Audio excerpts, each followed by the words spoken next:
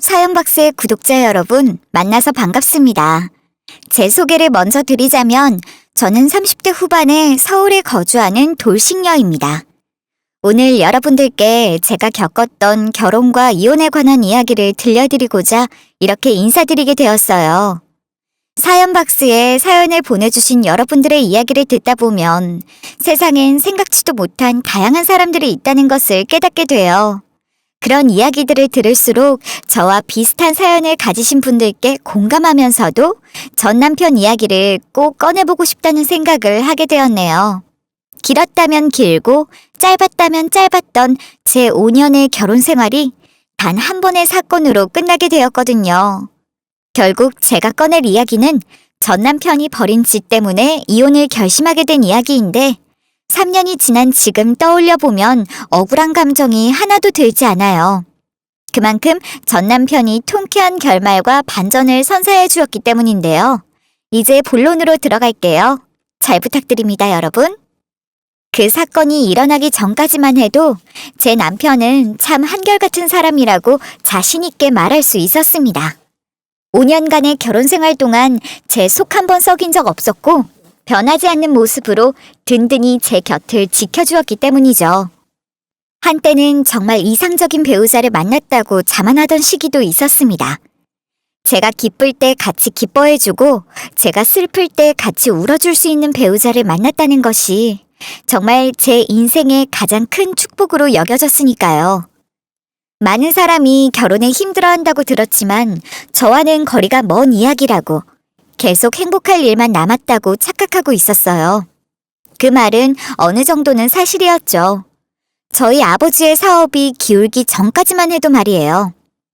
저희 배경에 대해 설명해 드리자면 저나 남편이나 사회적으로 봐선 별로 차이가 나지 않았습니다. 둘 다 중소기업 직원이었으니까요. 그렇게 크게 성공했다고는 할 수 없는 저희였지만 제 나이 20대 후반의 젊은 나이에 결혼하게 된 것은 역시 저희 아버지의 덕이 컸어요. 아버지께서는 사업하며 부를 축적하셨거든요. 이름만 들으면 알 그런 큰 기업은 아니었지만 자신의 위치에서 성실히 사업하시며 성공하신 분이셨어요. 그런 아버지께서는 저희의 결혼 소식을 두 팔 벌려 환영하시며 이것저것 지원을 해주겠다고 말씀하셨습니다. 덕분에 제 결혼의 가장 큰 공신은 아버지가 되었어요. 물론 저나 남편, 시댁의 도움이 없었던 건 아니지만요. 제가 행복한 모습만 보이고 사는 것이 아버지께 보답하는 방법이라고 생각했고 남편도 저와 생각이 같은 듯 보였어요. 누가 말도 안 했는데 어느새 명절날엔 친정부터 찾아가는 게 당연시 되어 있기도 하고 그 외에도 남편과 함께하는 자리에서 아버지 입가에 미소가 떠나지 않을 만큼 잘 모시곤 했으니까요. 에피소드를 늘어놓으면 끝도 없지만 유독 기억에 남는 어느 연휴가 있었습니다. 여보야, 일어나봐. 장인께서 기다리시는데 이렇게 늦잠을 자면 어떡해. 빨리 일어나, 준비해야지. 간만에 휴일에 정신도 못 차린 채 해가 중천에 뜰 때까지 뻗어있는 저를 남편이 깨우네요. 그제서야 오늘 아버지 찾아뵈러 가기로 한 날인 게 생각이 난 거 있죠? 알람 맞출 정신도 없을 정도로 피곤했었나 봐요. 일어나야지. 오빠는 준비 다 했어? 벌써 다 끝나 보이는데. 여보 피곤한 것 같길래 내가 미리 짐 다 싸놨지. 이제 출발만 하면 된다고. 어서 준비해. 옷 입고 챙길 거 챙기면 나가면 돼. 이미 필요한 짐은 제가 자는 사이 남편이 다 챙겨둔 후였습니다. 덕분에 수월하게 출발할 수 있었어요. 이번 명절도 평소처럼 친정 먼저 방문하기로 되어 있어서 저희는 자연스레 친정으로 향했죠.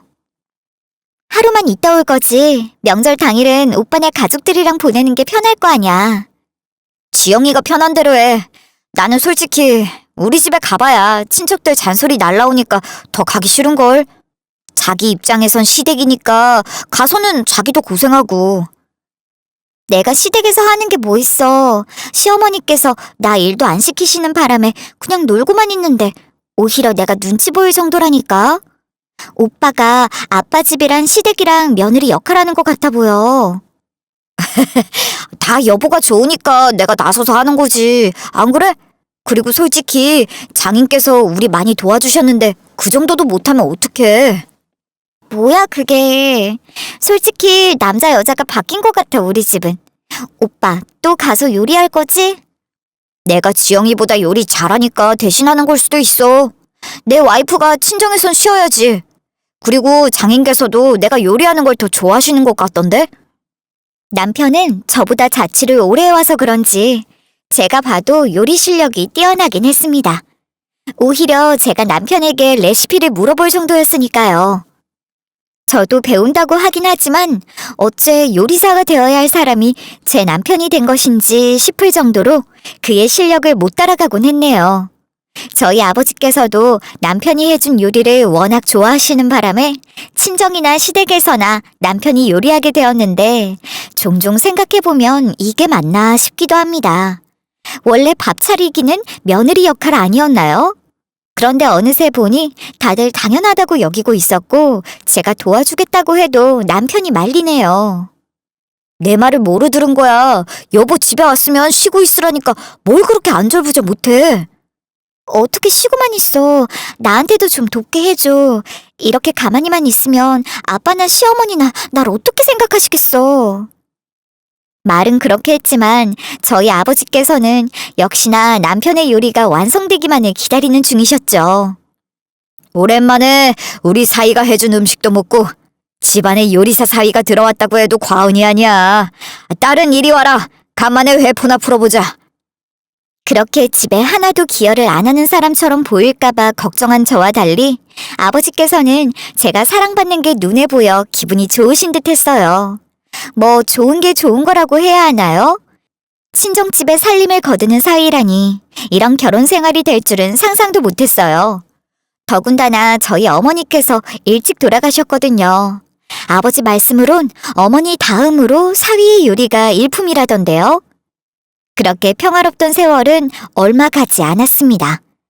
사실 제가 결혼할 때까지만 해도 낌새가 전혀 없었는데 이 사업이란 게 참 잔인했습니다. 경기 영향도 많이 받고 규제 영향도 엄청나게 받는 게 저희 아버지의 사업은 급하게 내리막길을 걷고 있었던 것입니다. 아버지의 얼굴에 하나 둘 고민이 느는 것이 보였지만 저를 걱정시키지 않으려는 듯 말을 아끼셨어요. 그래도 저보다 경험이 훨씬 많으신 분이니 이번에도 잘 이겨낼 거라고 생각을 했는데 그게 아니었나 봅니다. 아버지께서는 손실을 회복할 기미도 도저히 안 보이시자 사업을 접는다고 선언하셨거든요. 몇십 년을 공들여 쌓은 탑인데 옆에서 지켜보는 저도 안타깝긴 했어요. 그래도 그게 전부였습니다. 저희 아버지께서는 서울 한복판에 건물이 있으셨거든요. 그 건물의 수익만으로도 풍족하게 먹고 사는 데는 지장이 없을 정도였으니 약간 아쉽다는 생각 이외엔 들지 않았네요. 한창 아버지께서 큰돈을 만지실 때 매입하신 건물의 존재를 저희 남편은 모르고 있었어요. 제 입장에선 제가 가진 재산도 아닌데 떠벌리고 다닐 필요가 없었을 뿐더러 아버지께서도 나서서 말씀하시는 스타일이 아니셨기 때문이죠. 속였다기보단 그냥 말할 필요가 없었던 거에 가까워요. 그런데 이 건물의 존재를 숨긴 것이 그렇게 큰 파장을 불러일으킬지는 예상도 못하고 있었습니다.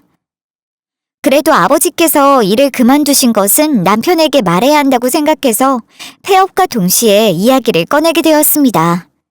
남편은 아버지께서 어렵다는 사실조차 모르고 있었거든요. 사비까지 걱정시키고 싶지 않으셨던 아버지의 선택이었지만요. 오빠, 잠깐 할 말이 있어. 놀라지 말고 들어줘. 이번에 조금 아쉽게 돼버린 일이 있어서 그래.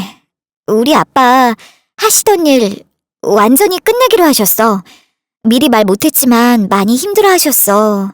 사실 경기도 경기지만 아빠 매출도 계속 떨어지고 있었거든. 그래서 이번에 완전히 그만두셨어. 뭐? 그만두셨다고? 그럼 이제 어쩌라고? 어쩔 수 없이 그렇게 된 거지. 아빠라고 그 결정하시면서 속이 편했겠어? 수십 년 공들여 올린 탑이 결국 손실만 나고 끝났는데 편할 리가 없잖아. 그리고 오빠도 우리 아빠 얼마나 고생했는지 알지? 그래서 그런지 난 아쉽지만 안심한 것도 있어. 그래도 우리 아빠 노후 자금은 충분하시니까 너무 걱정하지 마. 손실만 났다면서 이제 어떻게 하려고? 우리가 돈 주는 거지? 난 절대 동의 못해. 네 아빠 챙길 여유 없어. 알아서 살라고 해. 남편은 소식을 듣고 버럭 화를 내기 시작했습니다. 차근차근 앞으로의 계획을 설명하려던 저는 저희 아버지를 대하는 그 태도를 보고 어이가 없었죠. 애초에 남편한테 돈 받아 먹을 생각이 없었다고 해도 저희 결혼을 발벗고 나서서 도와주신 분한테까지 그렇게 말할 필요는 없잖아요? 오빠한테 받을 생각도 없고 왜 우리 아빠가 짐 되는 것처럼 이야기를 해? 처음부터 오빠한테 돈 달라 한 적도 없을 뿐더러 우리가 아빠 도움받고 산 건 생각도 안 해? 뭐? 준다 하신 거 받은 게 내 잘못이야? 나는 현실 걱정하는 거잖아. 우리 월급도 적은데 네 아빠까지 어떻게 챙기냐고. 그리고 집 사오신 것도 네 명이지. 솔직히 내가 받은 게 뭐가 있어? 이 집에서 살면서 그게 할 소리야? 5년 동안 이 집에 같이 산 건 누군데? 그러면 시댁에서는 뭐 하나 보탠 거 있어? 말해봐. 뭘 얼마나 보탰는데? 됐고. 장인이랑 연락 끊든지 알아서 해. 나는 우리 월급 하나도 네 아빠한테 줄 생각 없어. 네가 다른 가족이 있는 것도 아니잖아. 자식한테 생활비 받아 쓰는 부모 있다고 이야기는 들었지만 내일이 될 줄이야. 나는 돈 절대 못 준다고 미리 말했어. 너도 보낼 생각하지 마. 절대 우리 집에 얹히게 둘 수 없어. 이때부터 남편의 말 한마디 한마디가 거슬리기 시작했습니다. 아버지께서 잘 나가실 땐 덥석 받아먹더니 사업 하나 망했다고 짐짝 취급을 하는 거잖아요. 사람이 어떻게 이렇게 돌변할 수 있는지 참 이해가 안 가더라고요. 하지만 그게 시작일 뿐이었습니다. 남편은 그 후에도 저랑 아버지를 무시하는 발언을 이어나갔어요. 처음 시작은 쎄한 느낌이었지만 제 심장에 망치로 못을 박아 넣듯 더더욱 심해지기 시작했네요. 말뿐만이 아니라 행동도 완전히 달라졌어요.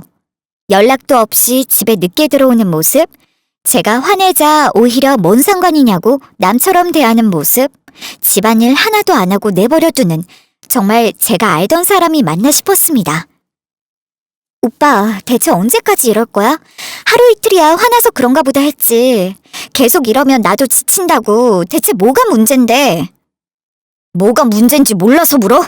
내가 더 이상 너한테 잘해줘야 할 이유가 없잖아. 아직도 모르겠어?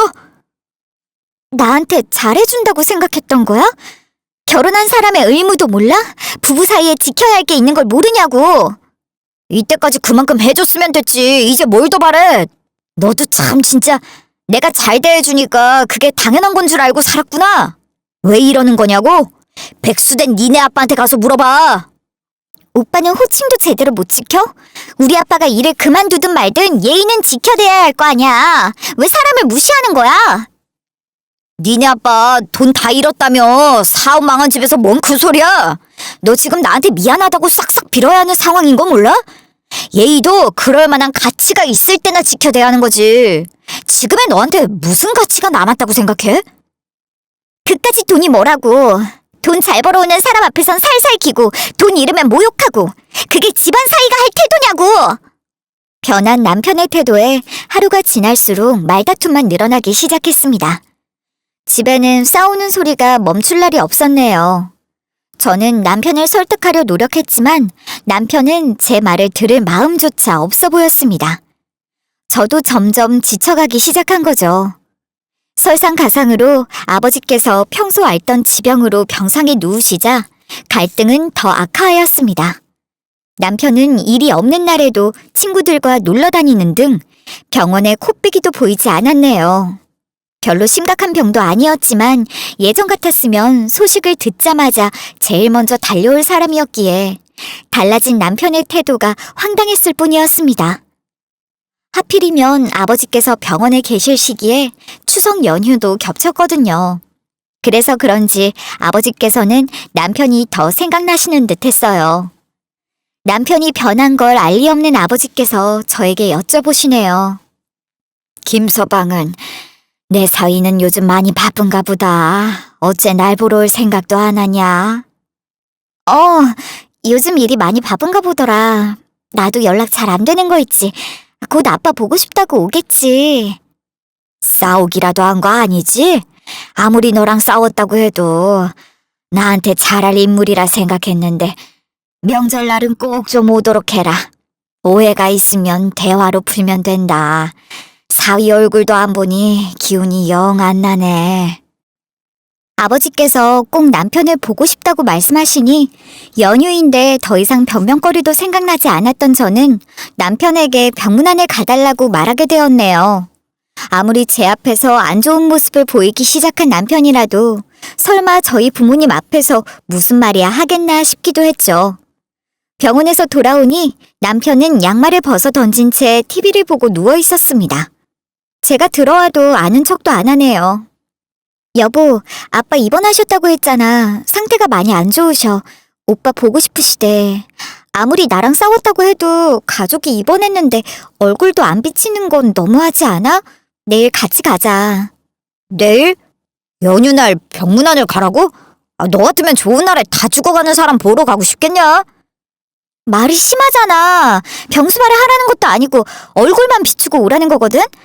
그리고 요즘 나나 우리 아빠한테 말버릇 너무 심한 거 아니야? 내가 뭘 어쨌다고 자꾸 트집을 잡는 거냐고. 나한테 더 이상 뭘 바래? 난 이때까지 너희 집에 잘해줬는데 고마운지도 모르는 건 너잖아. 아무튼 무조건 내일 시간 내서 아빠 보러 가는 거야. 알겠지? 이번에도 핑계대면 가만 안 둘 거야. 네가 가만 안 두면 뭘 할 수 있는데? 뭐 이혼이라도 하려고? 너가 아직도 잘 나가는 아빠 딸인 줄 알아? 가진 것도 없으면서. 야, 정신 차려. 지금 너가 나한테 기어야 하는 거야. 니네 아빠 입원했으면 너가 가면 되지. 왜 자꾸 나보고 오라 말아야. 가진 것이 있든 없든 결혼한 사람 입장에선 기본적인 도리는 해야 할 거 아니야. 진짜 나랑 끝내고 싶은 거 아니면 알아서 따라와. 내가 참고 있는 사람으로 보여? 그런 거면 사람 잘못 봤어. 계속 이렇게 우리 모욕하면 나도 이혼 생각할 거니까 알아서 해. 제가 쏟아붓자 남편은 수긍하는 듯 보였습니다. 역시 강하게 말해야 조금 고쳐지려나 하고 기대하고 있었죠. 약속된 다음 날 어떤 일이 일어날지도 모른 채 말이에요. 그렇게 비협조적인 남편을 데리고 아버지를 찾아뵙게 되었습니다. 자기가 왜 가야 하냐고 그렇게 화내던 남편이 막상 당일이 되니 조용하네요. 저는 그 모습을 보고 이제라도 생각을 고쳐먹어서 다행이라고 생각했어요. 하지만 그날은 남편의 바닥 끝까지 보게 되는 날이 되었습니다. 남편이 초췌한 아버지의 얼굴을 보고 처음 뱉은 말이 뭔 줄 아세요? 못하러 다 죽어가는 사람이 날 찾아. 기운 빠지잖아. 조용히 가시면 안 돼요? 뭐? 다 죽어가는 사람이라니 그게 무슨 말이냐? 아니, 당신 딸이 상태 안 좋다고 하길래 사업 빚까지 우리한테 물려주고 죽을 생각인 줄 알았지. 그런 주제에 무슨 염치로 날 찾는 거냐고요. 오빠, 말 조심해. 아무리 그래도 아버지 앞인데 정신 차리라고. 아, 진짜 꽥꽥 시끄러워 죽겠어.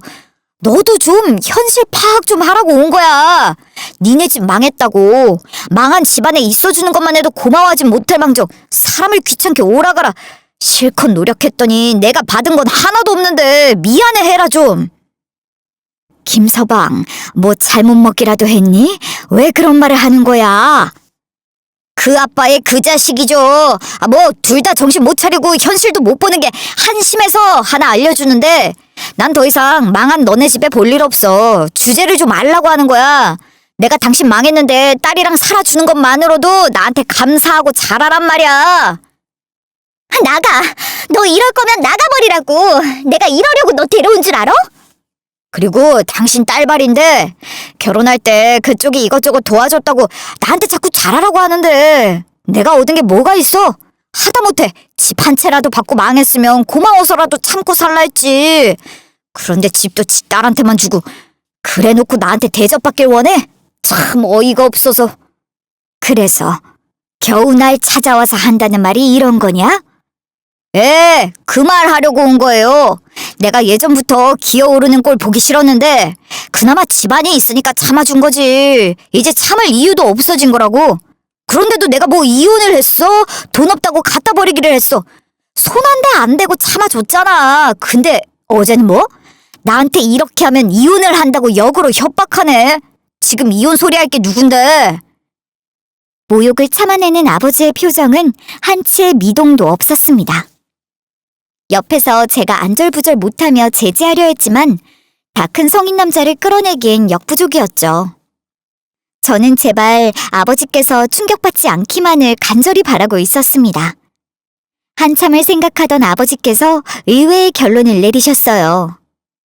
미안하다. 못된 장인이라 미안하네, 김서방. 아빠, 왜 아빠가 사과하는 거야? 우리 잘못한 거 없잖아. 왜 사과를 하는 건데?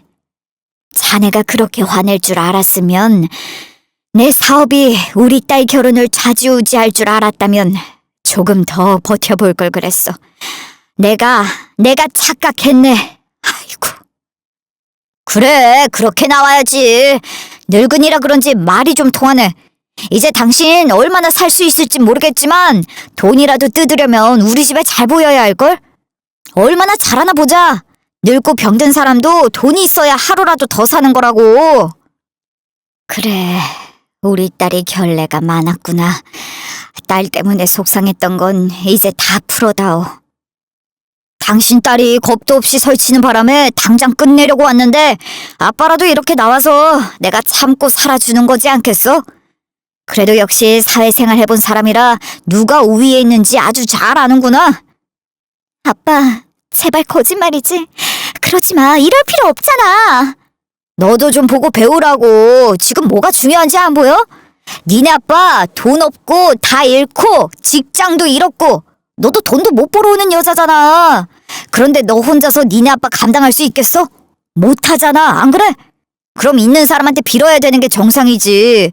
그런데 꼴에 자존심 때문에 빠락빠락 소리를 지르고 앉았으니 한심해서 하는 말이야. 그래, 김서방 뜻은 잘 알았네. 이 늙고 병든 아비가 죽기 전에 한 가지 소원이 있건만 김서방이라면 들어줄 거라고 믿고 말하겠어. 내가 사돈을 만나 뵙고 싶어. 별말은 없을 것이다. 단지 사돈께서 우리 딸에게 베푸신 은혜를 생각하면 죽기 전에 감사하단 인사라도 드려야 하지 않겠냐. 뭐 그런 것쯤이라면 들어주지.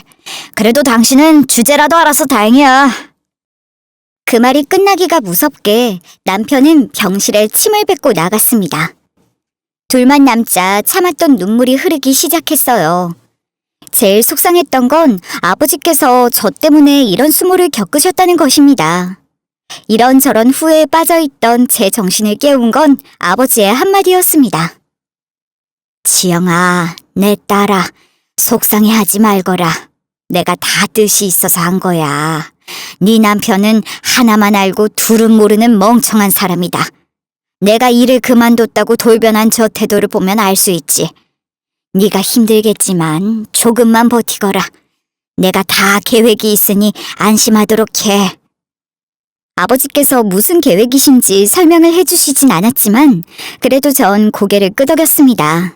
저희 아버지라면, 현명하신 저희 아버지라면 분명 성공하실 거라고 믿었어요.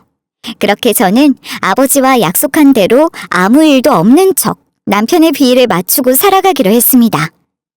드디어 아버지와 함께 시댁에 방문하기로 한 날이 되었습니다. 물론 남편도 함께였어요. 차를 타고 시댁으로 가는 사이 남편은 자기 부모님께 잘 보이라는 말만 늘어놓곤 했죠. 딴지를 걸고 싶었지만 아버지와 약속한 게 있으니 함부로 행동할 수도 없었어요. 이윽고 시댁에 도착하자 문을 연 시어머니께서 한마디 하시네요. 어머, 집안 쫄딱 망했다던 사돈이 여긴 어쩐 일이세요? 저는 별로 볼 일 없는데. 여기까지 손수 와주시니 참 곤란하네요. 혹시 돈 빌리러 온 건 아니죠? 자리에 마주 앉아서도 역시나 저희를 바라보는 시어머니의 태도는 곱지 않았습니다. 평소에 그 친절하신 시어머니가 맞나 싶었죠. 역시 돈 때문인 걸까요? 남편한테 이미 들었을 아버지의 사업에 대한 소식, 그것밖에 떠오르지 않았네요. 저번에 아드님께서 제 병실에 찾아오셨을 때 그러시더라고요. 아드님께서 저에게 참 잘해주시곤 하셨죠. 하지만 이 못된 장인은 돌려준 것도 없다는 생각이 닿았을 뿐입니다. 잘하시네요. 지영이도 이 집에서 얼마나 귀한 대접을 받고 다녔는지 우리 아들이 고생 많이 했죠. 그런데 이렇게 얻은 것도 없이 빈손이 되어서야 참 보람없는 투자가 아니었겠어요? 저희가 왜 이렇게 나오는지 이해되시죠? 그래서 여기 찾아온 겁니다. 좋은 제안을 하려 합니다. 서울 한복판에 5층 상가가 하나 있습니다. 이제 죽을 때가 다 되었으니 재산 분배도 해야 할 때가 왔군요. 사업은 망했지만 이 건물은 제가 가진 전부죠. 올해 안에 제 목숨이 다 한다고 들었으니 그 건물을 아드님 앞으로 돌리겠습니다. 어머머머머, 뭐라고요? 그게 정말이에요? 아우, 세상에! 건물이 있으시다고요? 지영아, 진짜야? 장인께서 건물이 있으시다고? 일단 사실이긴 한데... 아버지께서는 건물에 관한 서류를 보이는 것을 건네며 말씀하셨습니다. 저는 대체 아버지께서 무슨 생각이신지 상상조차 가지 않았어요. 왜 자꾸 일이 커지는 것 같은지 불안했지만 일단 아버지를 믿었기에 참고 동조하고 있었습니다. 대신 안사돈 김서방 부탁이 있어. 우리 지영이 좀 잘 부탁하네. 내가 편히 눈 감을 수 있게. 그럼 그러면 맡겨주십시오. 저희는 은혜를 원수로 갚는 사람은 아닙니다. 꼭 지영이에게 최고의 대우를 하도록 하겠습니다, 사돈. 나 진짜 대박. 아니, 장인어른 건물이 있으셨다뇨. 미리 알았으면 제가 그렇게 화도 내지 않았을 텐데. 부끄러워지네요. 제가 실수한 거 마음에 담아두지 마시고 지영이한테도 잘할게요. 아버지의 병은 평소 앓던 지병이 심화된 정도였지 곧 죽을 정도가 아닌 건 확실했습니다. 하지만 남편이 착각한 대로 곧 죽을 사람 행세를 하면서 건물을 주겠다고 하시니 제 입장에선 애가 탈 뿐이었죠. 아버지의 충격 선언 이후에 남편은 확실히 달라지긴 했습니다. 저를 깔아보며 무시하는 모습은 눈을 씻고도 찾아볼 수 없었어요. 오히려 결혼 초기, 예전 그 좋았던 시절보다 더 잘 대해줬어요. 아버지께서 일단 참으라고 말씀하시니 참고만 있었지만 제 입장에선 남편의 모습이 가증스러울 따름이었죠. 돈 앞에서 달라지는 저 이중적인 태도 도저히 좋게 볼 수가 없었거든요. 너무 역겨워서 속이 부글거릴 정도였어요. 지영아, 표정이 왜 그래? 아직도 삐친 거야? 좋게 생각해. 내가 진짜 이제 더 잘해준다고 했잖아. 잔뜩 신이 난 남편이 말을 걸어오네요. 아니, 그냥 생각할 게 좀 있어서 엄청 기분 좋아 보이네.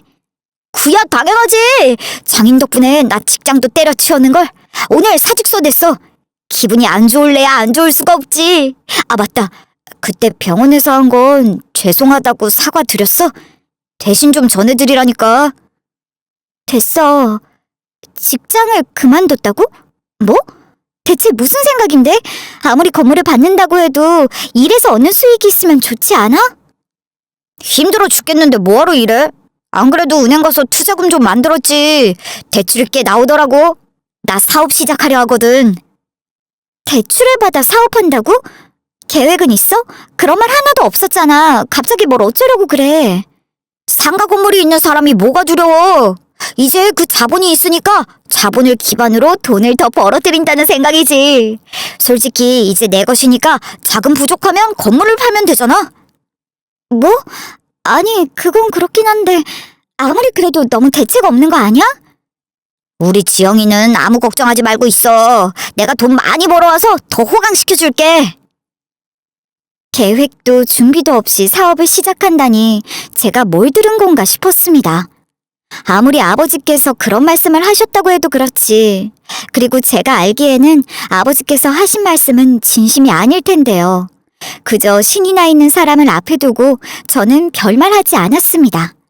어차피 아버지의 계획이 다 끝나면 갈라설 생각이었기 때문이에요.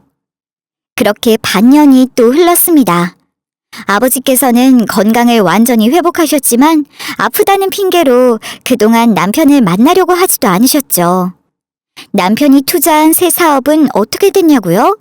말해 뭐해요. 계획서 하나 제대로 만들지 않고 다짜고짜 시작한 일이 결실을 거둘 수 있을 리가요. 오히려 계속되는 손실에 대출을 받아 투자한 만큼 원금 상환에 골머리를 앓는 상황이었죠. 그렇게 반년 동안 다시 연기를 해오던 남편이 슬슬 애가 탔는지 저를 재촉하기 시작했습니다. 상황이 이미 손쓸 수 없게 되자 아버지께서 제가 원하는 대로 하라고 말씀하신 다음이었어요. 장인께서는 도대체 어떻게 되신 거야? 몸이 많이 안 좋으시다고 해놓고 아직도 살아계시다니. 내가 이렇게 기다리고 있는데 소식도 없으시고. 대체 언제쯤 내가 건물을 받을 수 있는 건데 작년에 돌아가신다며. 해가 지난 지가 언젠지. 너 진짜 웃긴다. 너 같으면 너한테 건물을 주겠어? 지영아, 왜 그래? 너도 그 자리에 같이 있었잖아. 장인께서 분명 나한테 준다고 하셨어. 우리 엄마도 그 말씀 들었는데. 지게 지가 속긴. 아, 그럴 리가 없잖아. 멍청하게. 진짜 멍청하다. 우리 아빠 말이 맞았네. 가만두면 자기 혼자 파멸할 거라고 하셨는데. 지영아, 무슨 말을 하는 거야? 나 도저히 이해가 안 돼. 내가 무슨 파멸을 한다는 거야? 돈 때문에 얼굴 싹 갈아엎은 너 같은 인간, 아버지께서는 수도 없이 봐오셨어. 너 태도 보면 그냥 너가 어떻게 행동할지 다 나오신대. 이제 어쩔래? 나도 너가 말했던 대로 다 잃고 가진 것도 없는 너 같은 남자한테 볼 일 없는데? 나 조금만 도와주면 돼. 건물만 있으면 나 이제 부자야. 내가 혼자 살려고 한 것도 아니고 우리 같이 잘 살려고 사업 시작한 거잖아. 나는 너만 믿고 있는데 이렇게 나오면 난 어떡해. 내가 뭘 했는데? 너 거지된 거 보고도 내가 이혼하자고 했어? 참고 살아줬잖아. 다 잃은 너랑 같이 살아줬잖아. 그럼 네가 우리 집에 잘 보여야지. 미안하다고 빌기라도 할래? 딱 너가 했던 말 그대로 돌려줄게. 그럴 리 없어. 지영아, 갑자기 왜 그러는 거냐고. 그때 일은 내가 잘못했다고 사과했잖아. 내가 실수했다고 사과했잖아. 다 끝난 거 가지고 갑자기 왜 그러는 거야? 남편은 울부짖기 시작했습니다. 마치 그럴 리 없다는 듯 말이죠. 그러게 현실을 똑바로 봤어야지. 지께 지가 당하네. 아주 꼴 좋아, 김민수. 욕심도 부릴 걸 부렸어야 할 거 아니야. 우리가 그렇게 멍청해 보였어? 너한테 그만한 모욕을 당하고도 건물이나 줄 만큼 멍청해 보였냐고. 저는 미리 준비해둔 이혼 서류를 내밀었어요. 물론 저에게 유리하게 작성된 이 서류, 도장 찍고 깔끔하게 이혼할 생각이었죠. 이혼해. 난 더 이상 가진 거 없는 너랑 못 살아. 지영아, 제발 내가 한 번 더 사과할게. 조금 실수한 거 가지고 나한테 왜 이러는 거야? 난 너랑 장인만 믿고 시작한 건데 안 한다고 하면 어떡해. 진짜 이러다가 나 망해. 한 번만 기회 주면 내가 진짜 잘할게. 나 잘해왔잖아. 6개월 동안 진짜 너한테 잘해왔잖아. 돈 노리고 구질구질하게 달라붙는 것들 딱 질색이야. 너가 딱 그런 인간이더라. 덕분에 잘 알았지. 인간이 이렇게 추악할 수 있단 걸. 절대 이혼 못해. 난 너 절대 못 놓아준다고. 내가 받아야 할 걸 어떻게든 바꿔야 말 거야. 끝까지 안 된다고 뻗팅기던 남편이었습니다. 그래서 뭐 소송할 수밖에 없었네요. 남편이 이상한 낌새를 보이자 그 이후로 친정과 저를 모욕한 녹음본이 다 남아있었거든요. 어차피 제가 이길 싸움이었습니다. 다음날 소식을 들은 아버지께서 찾아오셨어요. 멀쩡하게 회복된 안색 좋은 모습으로 말이에요. 그 모습을 보자 남편이 또 소스라치게 놀라네요. 너 어떻게 된 거야? 아프시다면서 어떻게... 왜 귀신이라도 본 듯 놀라? 이쯤 되면 병원에서 다 죽어가고 계실 거라 생각했어? 그 건물 애초에 너한테 줄 생각도 없었다는 거 이제 이해 가지? 시어머니나 너나 정말 속물인 인간들이다. 남편은 저에게 아무리 말해도 통하지 않자 이제 아버지한테 가서 싹싹 빌기 시작했어요. 장인, 지영이 좀 설득해보세요. 저한테 건물 주신다고 약속하셨잖아요. 저 사업도 한 거 아시죠? 지금 원금 상환에 골머리 썩는 중이라고요. 다 지영이랑 장인만 믿고 한 건데 지영이가 갑자기 왜 이래요? 저 좀 살려주세요. 시끄럽다. 애초에 너한테 줄 생각도 없었을 뿐더러 무리하게 남의 돈 쓰는 녀석이랑은 볼 일도 없다. 네가 얼마나 무모한 짓을 벌였는지는 내 딸한테 들었다. 눈앞에 돈만 줬다가 넌 망하는 일만 남은 거야. 네? 장인어른 진심이세요? 제발요. 저 건물 필요 없어요. 빚이라도 좀 갚아주세요. 이것만 해결해 주시면 일하면서 지영이랑 같이 살게요. 네? 내가 언제 죽냐 아주 목 빠지게 기다리고 있었을 테지. 괘씸한 것. 너한텐 사람 목숨이 장난으로 보이느냐? 고작 건물 하나에 지장인 죽길 기도해. 네가 미쳤구나. 너 같은 걸 받아들인 내가 치가 떨린다. 이 수치스러운 자식아. 제발요. 그때 일을 마음에 두신 거라면 제가 다시 한번 사과드릴게요. 죄송해요. 그래도 저 그 이후로 반성하고 정말 노력해왔어요. 약속한 대로 지영이한테도 잘했다고요. 그렇지 지영아. 잘해줬는데 왜 그러세요? 네 놈이 하는 짓이라면 뻔하지. 분명 건물이 없었다면 내 딸은 온갖 수모를 겪고 살았을 거야. 난 그 꼴 못 본다. 너랑은 이제 볼 일 없다. 남이다. 가자 지영아. 집에서 조용히 이혼 소장 날아오기나 기다려.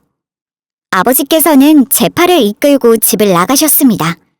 그렇게 저는 아버지의 집에서 살게 되었지만 그 뒤로는 뻔하죠. 시어머니까지 나서서 저와 아버지의 마음을 돌리려 찾아오신 거예요. 그래봐야 이혼 소송은 이미 시작된 후였어요. 박가사돈 건강하시다고 들었습니다. 그거 참 다행입니다. 다름이 아니라 약속된 건물을 좀 받을 수 있을련지요. 저희 아들이 지금 곤란을 겪고 있다고 들었습니다. 액수가 워낙 큰 돈이라 제 힘으로도 어찌할 수 없을 뿐더러 약속한 것만 받아내면 됩니다. 저희는 그 건물만 주신다면 이혼도 승낙해드리겠습니다. 뭐? 건물을 받아내면 이혼을 해줘? 웃기고 있네 참나. 그쪽들이 싫든 좋든 이혼은 하게 될 거요. 위자료나 준비하시지. 그리고 한 푼도 그쪽한테 줄 돈 없거든. 그때 당신이 보였던 태도를 보아하니 분명 지아들처럼 나 언제 죽나 하고 기다리고 있었을 테지. 아이고, 저희가 가진 것이 있다면 원하시는 대로 드리겠습니다. 재산 분할도 지영이가 원하는 대로 맞춰주겠습니다. 하지만 조금만 도와주세요. 이러다가 정말 우리 다 죽게 생겼어요. 그렇게 나 사업 망했다고 비웃을 땐 언제고 인제 와서 도와달라니 참 뻔뻔하기 짝이 없네. 그리고 당신 아들이 벌인 짓이라고. 내 목숨값이 탐나서 당신 아들이 벌인 짓 사과부터 하고 봐야 하는 거 아닌가? 죄송합니다, 사돈어른. 정말 죄송하게 되었습니다. 이때까지 보인 제 무례에 이렇게 사과드립니다. 이리저리 돌아가며 건물을 탐내던 자신들을 도와달라던 시댁 식구들이었지만 저희는 꼼짝도 하지 않았습니다. 이미 바닥을 본 사이인데 회복될 거라고 믿는 것도 신기하죠. 사람이 탐욕에 미치면 저렇게까지 될 수 있다고 느끼게 된 사건이었기도 했어요. 이혼에 성공하고 상상 이상의 위자료를 챙기고 재산 분할과 피해 보상이 끝난 후에도 제 충격은 쉽게 사라지지 않았습니다. 통쾌한 복수를 해서 전 남편을 파멸로 몰아넣긴 했지만 그렇다고 제 가슴에 박힌 상처가 쉽게 없어지진 않았거든요. 그래도 시간이 약이라는 말만 따라 세월이 지나자 그 상처는 점점 희미해졌어요. 3년이란 세월이 지나 이 사연을 투구하는 시점에서는 이제 남의 일처럼 아무 감정 없이 꺼낼 수 있는 사건이 되었네요. 아버지와도 그런 놈이 있었지라며 이야기할 수 있을 정도입니다. 이혼이 끝나고 들은 전 남편과 관련된 소식이라면 친구들한테 돈 빌리고 다닌다는 정도여서 지금은 어떻게 지내는지 모르겠네요. 아마 빚을 갚느라 엄청나게 고생하고 있을 거라고 생각하는데 어쩌면 사람은 쉽게 변하지 않는다고 또 다른 피해자를 물색하고 다닐지도 모르겠어요. 직장도 잃고 사업도 망하고 빚더미에 올라앉은 그가 뭘 할 수 있다고 생각하지는 않지만요. 제 기억 속에서 크게 통쾌했던 사건이라고 들려드렸는데 이야기를 듣는 여러분께서는 어떻게 느끼셨을지 궁금합니다. 사람마다 각자 가진 생각은 다양하니까요. 눈앞에 큰돈만 노리면 망한다는 말을 익히 들었지만 제가 실제로 그 일을 겪게 될 줄 꿈에도 몰랐던 만큼 제 이야기를 들으신 분들도 경각심을 가지셨으면 좋겠네요. 오래 봐온 사람이라도 본성을 모른다는 것 뼈저리게 느꼈거든요. 개인적으로는 안 겪었으면 좋았을 사건이지만 이미 겪은 이상 경험 삼아 성장해 나가는 것이 제가 할 수 있는 최고의 복수라고 생각해요. 저는 이제 이야기를 마무리하도록 하겠습니다. 사연박스의 구독자분들, 제 이야기를 들어주셔서 너무 감사드려요. 다들 무탈한 하루 보내시길 바랄게요.